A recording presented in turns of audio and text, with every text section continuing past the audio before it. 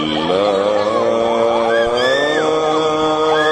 إذا دكت الأرض دكا دكا وجاء ربك والملك صفا صفا وجيء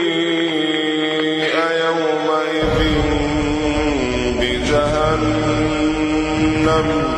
يومئذ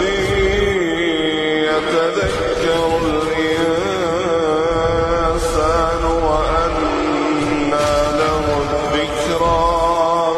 يقول يا ليتني قدمت لحياتي